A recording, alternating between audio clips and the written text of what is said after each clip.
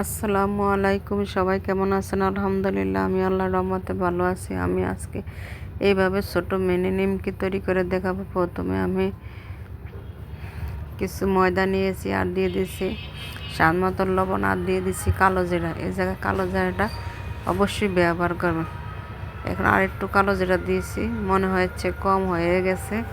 আর দিয়ে দিছি সাদা তেল, রান্নার তেল। এই জায়গায় আপনারা ঘিও ব্যবহার করতে পারেন।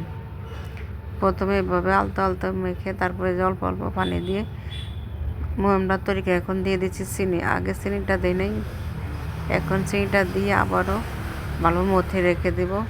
ডোরা একদম নরম হয়ে যাবে। এখন আমি রুটি তৈরি করে নিচ্ছি।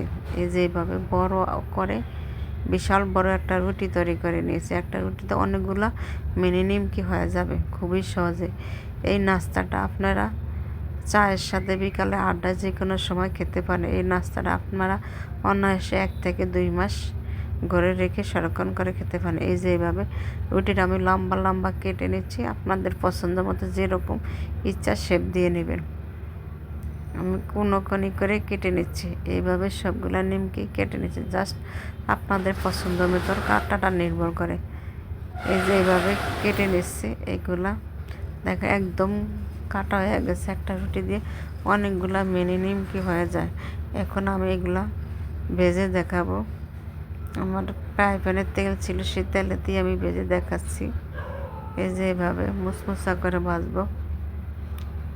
এগুলাতে অনেক তেল লাগে না, অল্প তেলেতে হয়ে যায়, খেতে দারুণ লাগে। আপনারা ভেজে 1-2 মাস সংরক্ষণ করে রাখতে পারেন। অনেক সময় একরকম বিস্কিট খেতে ভালো লাগে না, মাঝে মাঝে এরকম খাবারগুলো খেতে অনেক ভালো লাগে। বিকালে নাস্তার সাথে, চায়ের সাথে, আড্ডার সময় এইভাবে খেতে অনেক ভালো লাগে। আপনারা চাইলে এইভাবে ভেজে রেখে ঠান্ডা করে বক্সে রেখে দেবেন। 1 থেকে 2 মাস এগুলা ভালো থাকবে।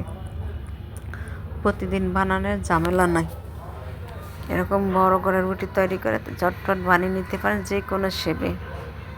এখন আমি পরপর আপনারা কয়েকবার এগুলা ভেজে দেখাচ্ছি। খুবই সহজে অল্প সময়তে এগুলা ভাজা হয়ে যায়। এগুলা বড়রা যেমন পছন্দ করে, ছোটরা ঠিক একইভাবে পছন্দ করে। আমি সবগুলো আপনাকে ভেজে দেখাচ্ছি। এখন আমার প্রায় ভাজা শেষে। দেখেন কালারটা কি সুন্দর হয়েছে।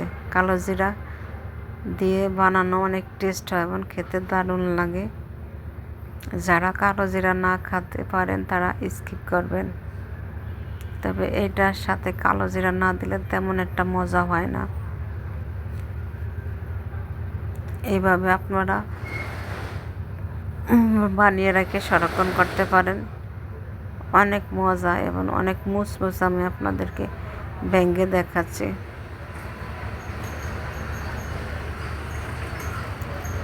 এগুলো খেতে দারুণ লাগে, ছোট বড় সবাই পছন্দ করবে। যে আপনাদেরকে ভেঙে দেখাচ্ছি বারবার, একবারে মুড়মুড়ো হয়ে যায়। ভিডিওটা যদি ভালো লাগে অবশ্যই লাইক, শেয়ার, কমেন্ট করেন, ফলো দিয়ে পাশে থাকবেন। আল্লাহ হাফেজ। আসসালামু আলাইকুম।